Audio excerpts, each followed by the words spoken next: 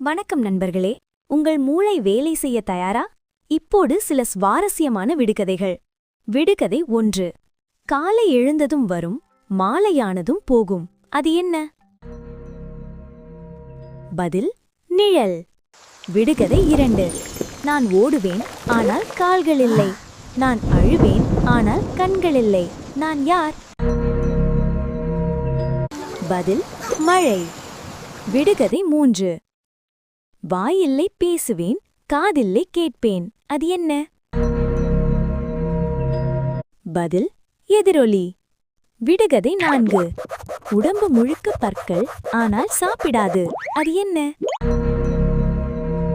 பதில் சீப்பு. விடுகதை 5.